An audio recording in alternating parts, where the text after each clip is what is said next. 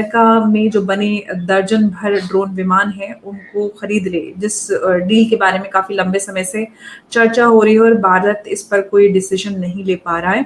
और अब अमेरिका की तरफ से कहा गया है कि ये पूरा सब भारत पर निर्भर करता है। भारत किसके जो प्रधानमंत्री हैं, उनकी यात्रा 22 जून को होने वाली है और उम्मीद करते हैं, वो यूएस की तरफ से उम्मीद लगाई जा रही है कि अब इस डील को लेकर भारत कोई अ, अहम कदम उठाए और इस डील को फाइनल करे।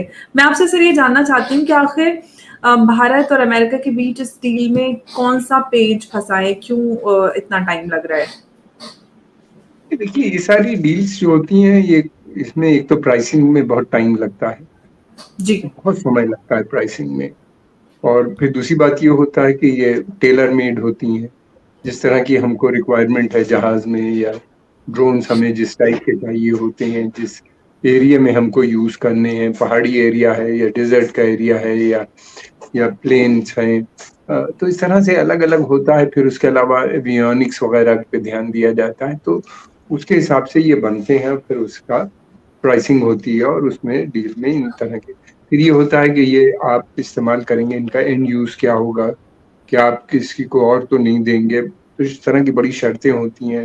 फिर ये भी होता है कि जो इसके अंदर टेक्नोलॉजी है वो ट्रांसफर नहीं होगी। स्पेयर पार्ट्स की बात होती है, स्पेयर पार्ट्स बहुत महंगे होते हैं। तो एक काफी डिटेल में इसके ऊपर कई लेवल पे ये बातचीत होती है और ये बनते हैं, फिर उसके बाद मिलते हैं।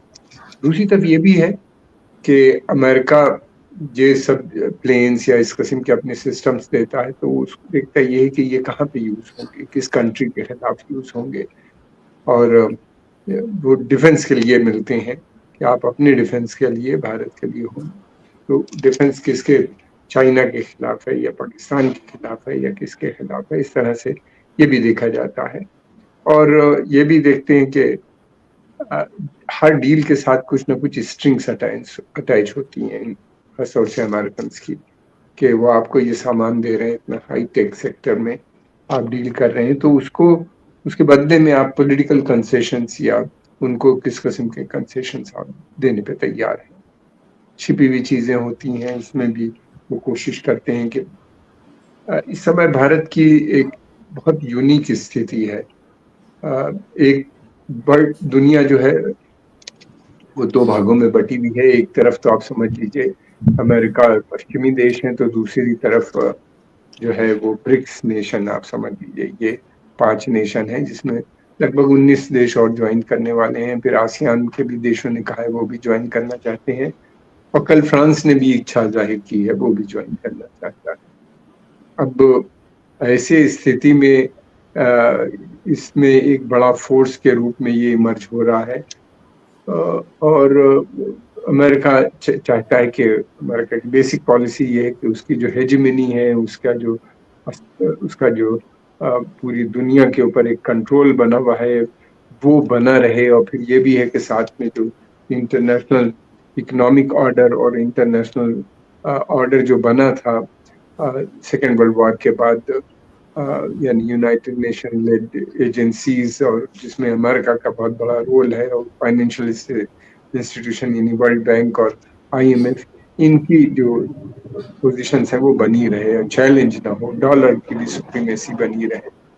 और ये है कि अमेरिका का अपना इन्फ्लुएंस चाहता है कि बना रहे। तो ये सब चीजें हैं। भारत का अपना एक पॉलिसी है, भारत किसी के दूसरे देश के हित में काम नहीं करता, वो अपने स्वयं हित में काम करता है। फिर दूसरी बात ये कि भारत जो है वो चाहता है कि मल्टीपोलर वर्ल्ड रहे। अमेरिका की कोशिश ये है कि स्टेटस को बना रहे, यानी अमेरिका अकेला सुपर पावर बना रहे।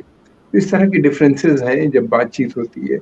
अब इंडिया चाहता है कि सारे मसले जितने भी हैं बातचीत के माध्यम से हल हो, ना कि जंग। भारत प्रधानमंत्री ने कहा है कि युद्ध का काल समाप्त हो गया, यानी युद्ध से अब कुछ नहीं हो सकता। और हम देख भी रहे हैं कि जो युद्ध शुरू करता है खत्म ही नहीं कर पाता। कोई यूक्रेन वार हो या यमन की वार हो या दूसरी जहाँ पे भी होती है, वहां पे एक बार इतने इंटरेस्ट इन्वॉल्व हो जाते हैं कि आप शुरू तो कर सकते हैं, खत्म करना आपके हाथ में नहीं रहता। अफगान वार 20 साल तक चली, 10 साल से भी ज़्यादा अमेरिकन ट्रूप्स इराक में रहे, $6 ट्रिलियन इनका खर्च हुआ और नतीजा क्या मिला? कुछ भी नहीं मिला। अमेरिका चाहता था कि वहाँ पे एक प्रो अमेरिकन गवर्नमेंट बनी रहे, वो नहीं बना। गवर्नमेंट बनाई भी तो वो उसने इंटरेस्ट इनके सर्व नहीं कर पाए। तालिबान को दोबारा से सत्ता मिला है सोच के कि वो करेंगे उनके इंटरेस्ट को पूरा, वो भी उन्होंने भी आगे बात नहीं बढ़ रही वहाँ पे भी। तो ऐसे हालात में जो होते हैं ये बड़े मुश्किल होते हैं उसमें डील होना। और इसी उसमें हम देख रहे हैं प्रधानमंत्री मोदी जी की इस समय वहाँ पे विजिट होगी, अगले हफ्ते वो वहाँ जाएंगे और उसकी बड़ी तैयारी भी वहाँ चल रही है। बाइडेन साहब ने पहली दफे भारत के प्रधानमंत्री के साथ अपना एक प्राइवेट और बहुत ही इंटीमेट लंच या डिनर करेंगे और फिर उसके बाद एक ऑफिशियल डिनर होगा और जिसमें बहुत लोग आने आएंगे। तो इस तरह से और एक उनको गार्ड ऑफ ऑनर वगैरह सब मिलेगा क्योंकि और स्टेट विजिट होगी ये। इस तरह से बहुत इम्पोर्टेंट हो जाती है इस समय उनकी यात्रा। तो कोशिश अमेरिका की ये है कि भारत जो है वो ब्रिक्स में पूरी तरीके से न जाने पाए, या दूसरी तरफ ये कि भारत जो है कहीं ऐसा ना हो कि आने वाले समय में कोई ग्लोबल साउथ का यानी जो कम अर्धविकसित देश है या कम डेवलप देश है उनका कोई एक ग्रोह न बना ले, दूसरा एक ब्लॉक न बना ले। मैं समझता हूँ, मैं तो काफी समय से इस बात को कहता हूँ कि भारत को चाहिए जी। कि वो एक डेवलपिंग नेशन का अलग से एक गुट बनाए ताकि वो उनकी नॉन अलाइन जो पुराना कॉन्सेप्ट था वो इतना इफेक्टिव नहीं है। अब जो होना चाहिए मेरा मानना ये कि इकोनॉमिक कॉपरेशन, उनको ये देखना कि उनको इन देशों को किस तरीके से आने वाले समय में डेवलप करें। ठीक है, चाइना की जो नीति है बेल्ट एंड रोड इनिशिएटिव की, उससे तो डेथ ट्रैप में बहुत से देश फंस गए हैं जी। और बजाय डेवलप होने के, चाइना तो जरूर डेवलप हो रहा है, जिन देशों में उन्होंने ऋण दिया वो तो अंडर डेवलप होते चले जा रहे हैं। तो ऐसे में मैं समझता हूँ भारत हमेशा से उनके कॉज को भी चैंपियन करता रहा है, यूनाइटेड नेशंस हो या दूसरे इंटरनेशनल फोरम्स हो। भारत को ये भी चिंता है कि यूक्रेन वार के चलते हुए इन देशों में फूड, फ्यूल और जो एनर्जी है इसकी बड़ी समस्या खड़ी हो गई है। दाम बढ़ने से देश बहुत परेशान है, तो बार बार भारत उनके बारे में बात कर रहा है जी। अंतर्राष्ट्रीय पटल पे भी और रीजनल कॉन्फ्रेंसेस में भी, चाहे वो G7 हो या अब वो प्रधानमंत्री जब हमारे मोदी जी जब मिलेंगे तो मैं समझता हूँ ये मसला भी एक उनके सामने होगा, वो जरूर इस मसले को बाइडेन से भी डिस्कस करेंगे। और तो ऐसे में ये विजिट मैं समझता हूँ बहुत इम्पोर्टेंट है। और उसमें एक चीज और मैं कहना चाह रहा था कि जी। देखिए हमारा भारत का अमेरिका के साथ बहुत घनिष्ठ संबंध है। हमारा उनके साथ बायलैटरल ट्रेड जो है वो $157 बिलियन का है। और दूसरी बात ये कि भारत को एक इम्पोर्टेंट डेस्टिनेशन भी है वहाँ के इन्वेस्टमेंट का। अमेरिका से की रिश्ते चाइना से बिगड़ रहे हैं और वो वहाँ पे बहुत सी कंपनीज जो है अमेरिका की वहाँ छोड़ के अब भारत की तरफ देख रहे हैं। जैसे कि आईफोन जो है वो यहाँ भारत में बनने लगा, पहले चाइना में ही पूरा बनता था, अब यहाँ पे भी बनाएंगे। एक बड़ा मार्केट भी है भारत। भारत की इकोनॉमी लगातार बढ़ रही है 6 से 8% के बीच में, कहा जाता है कि फास्टेस्ट ग्रोइंग इकोनॉमी है। फिर भारत के अंदर एक बहुत बड़ा वर्किंग क्लास है, लेबर है जो बहुत सस्ता है, कंप्यूटर से भी है, टेक्निकल क्लास है। और फिर उसके अलावा ये भी है कि ये बहुत ही अंग्रेजी बोलता है। तो फिर हमारे यहाँ भी डेमोक्रेसी है, उनके यहाँ भी डेमोक्रेसी है, रूल ऑफ लॉ दोनों जगह एक ही तरह की है, अंग्रेजी भाषा दोनों जगह बोली और समझी जाती है। तो इस तरह से हम लोगों का बड़ा कनेक्ट है अमेरिका के साथ। 2 लाख इंडियन स्टूडेंट आप समझिए वहाँ पे पढ़ते हैं इस जी। समय। भारत ने भी लगभग $13 ट्रिलियन वहाँ पे $13 बिलियन का इन्वेस्टमेंट किया है, जिससे तकरीबन 70,000 जॉब जो अमेरिकन को मिलती है वैसे। तो इस तरह से दोनों एक दूसरे के साथ संबंध बनाए रखना चाहेंगे आने वाले समय में भी। और भारत जी। के लिए अमेरिका बहुत इम्पोर्टेंट है और अमेरिका के लिए उतना ही भारत भी इम्पोर्टेंट है। जी। सर, अगर रिपोर्ट्स के मुताबिक बात करें तो भारत और अमेरिका के बीच जो अभी ये पीएम मोदी की यात्रा है अमेरिका की, इसके दौरान बड़ी रक्षा समझौते हो सकते हैं, जिसमें 18 MQ-9 प्रेडेटर ड्रोन की बात, जो कि डील को लेकर बात हो रही है, ये भी हो सकता है, और जिसकी कीमत बताई जा रही है कि 1.8 अरब डॉलर है। इसके अलावा भारत और अमेरिका के बीच किस तरह की रणनीतिक भागीदारी बढ़ाने के जो इनिशिएटिव्स हैं, वो इस दौरे के दौरान हो सकते हैं? तो ये मैं आपसे जानना चाहती हूँ। देखिए, ये ट्रेड डील्स तो चलती रहती हैं। हो सकता है कि साइन हो जाए, अगर सारे मसले हल हो जाएँगे दोनों के सैटिस्फैक्शन में तो डील हो भी जाएगी, अगर नहीं हुई तो बाद में साइन हो जाएगी लेटर स्टेज पे, लोअर लेवल पे। लेकिन कोशिश यही की जा रही है कि ये डील बहुत साइन हो जाए, क्योंकि काफ़ी करीब पहुँच चुके हैं दोनों देश इसको कंक्लूड करने के लिए। और दूसरी तरफ भारत ये भी चाहता है कि वहाँ से निवेश करें, उनकी कंपनी भारत के अंदर आए। उस पे भी अमेरिकन की कुछ शर्त है कि भारत में जो रेड टेपिज्म है वो खत्म होना चाहिए बिल्कुल पूरी तरीके से, और सुविधाएं हासिल होनी चाहिए। हालांकि भारत ने काफी चेंजेस किए हैं बैंकिंग को लेके, लेबर लॉ से जुड़े हुए या इस तरह की और जो उनकी डिमांड थी, लेकिन वो जिस तरह के डिमांड चाहते हैं वो पूरा करना किसी भी देश के लिए बहुत मुश्किल होगा, क्योंकि भारत का अपने एक लेबर मार्केट है, भारत की अपनी एक नीतियां हैं जो चल रही हैं, उनको पूरी तरीके से खत्म करना भारत के लिए मुश्किल नजर आता है बहुत से मसलों को लेके। लेकिन यह है कि भारत ने इंफ्रास्ट्रक्चर भी अपना काफी डेवलप कर लिया है, रेल रोड कनेक्टिविटी, एयरपोर्ट्स बन गए हैं, और दूसरी बात यह कि हमारे पास पोर्ट्स भी हैं जो काफी स्टेट ऑफ आर्ट हैं, बहुत हाईली डेवलप हैं, जहाँ पे इंडस्ट्रीज लग सकती हैं आसपास में उनके, और वहां से सामान भी एक्सपोर्ट हो सकता है। जी। और एक चीज मैं कहना चाहूंगा कि पोटेंशियल दोनों देशों के बीच में बहुत है। ये ट्रेड बढ़ के $500 बिलियन का पहुंचाया जा सकता है। मैं समझता हूँ कि न केवल खरीदना और बेचना है, बल्कि ये कि जॉइंट प्रोडक्शन, को प्रोडक्शन भी भारत चाहता है। भारत की नीति बहुत सेल्फ रिलायंस की है, आत्मनिर्भरता की है, तो वो चाहेगा कि बहुत सी चीजें भारत में भी बने और भारत की भागीदारी भी हो, चीजें दोनों मिलकर डेवलप करें, तीसरे मुल्कों में, चौथे मुल्कों में उनको बेचा जाए। तो बहुत चीजें हैं, इतनी बड़ी संख्या में मिलियंस ऑफ इंडियंस वहाँ काम कर रहे हैं, वहाँ के जो डेवलपमेंट है उसमें उनका बड़ा योगदान है, खासतौर से आईटी इंडस्ट्री में या आर्टिफिशियल इंटेलिजेंस में भी काफी नजर आ रहे हैं, भारतीय कंपनियां भी काम कर रही हैं यहाँ पे भी। तो एक समन्वय बन सकता है, एक अच्छा डेवलपमेंट हो सकता है, जिससे आने वाले समय में अमेरिका के पास बहुत हाई टेक्नोलॉजी है, डुअल यूज की है, जिनकी भारत को जरूरत है। आर्टिफिशियल इंटेलिजेंस हो या क्लाउड कंप्यूटिंग हो, रोबोटिक्स हो, इस तरह की जिनका इस्तेमाल डुअल होता है बहुत से सेक्टर्स में, डिफेंस हो, सिविल, दोनों सेक्टर संभव है।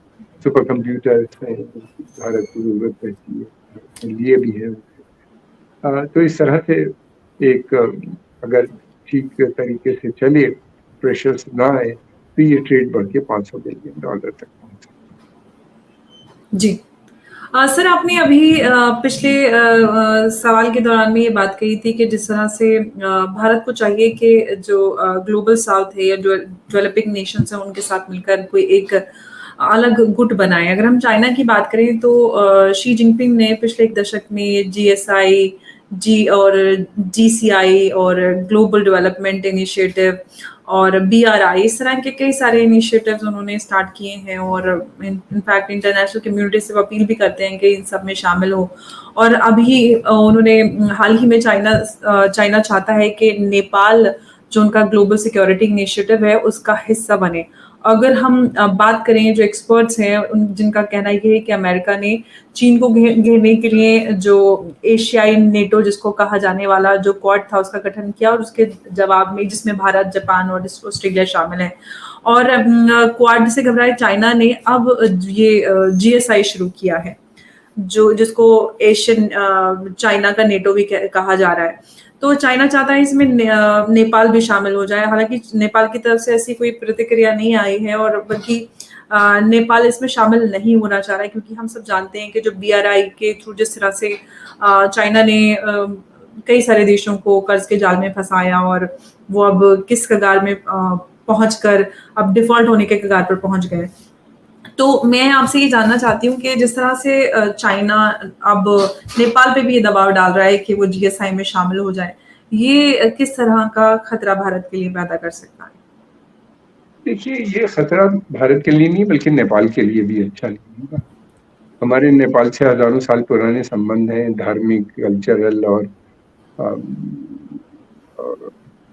ये मैं नहीं समझता कि ये चाइना जो एक नया एंट्री है, एंट्रेंट है, इंटर किया है जिसने नेपाल के अंदर, उसके साथ इस भारत को नेपाल छोड़ के उनके साथ पूरी तरीके से चला जाए। अगर ऐसा करता है तो नेपाल के हित में नहीं होगा। नेपाल के बॉर्डर भारत से मिलते हैं, भारत का से ही उनके यहाँ जितना इम्पोर्ट या एक्सपोर्ट होता है भारत के माध्यम से जाता है, कलकत्ता पोर्ट से होता है।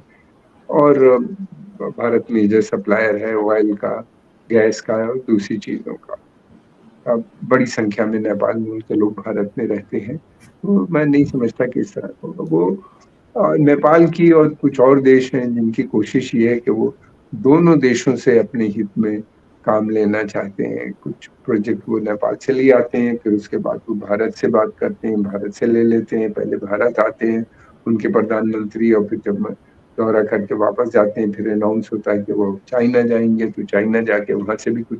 तो ये देश जो है, हमने देखा है कुछ ऐसे देश हैं जो भारत चाइना के जो टेंशन्स हैं उनको अपने फेवर में एक्सप्लॉइट करने की कोशिश कर रहे हैं।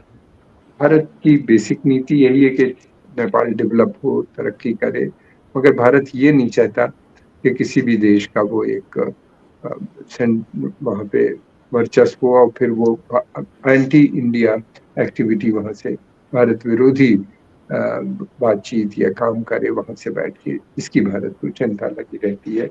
नेपाल के प्रधानमंत्री भारत आए थे, उन्होंने इस बात का आश्वासन भी दिया है कि वो इस तरह की बातें नहीं करेंगे, हमें उनका यकीन करना चाहिए, पुराने मित्र भी हैं।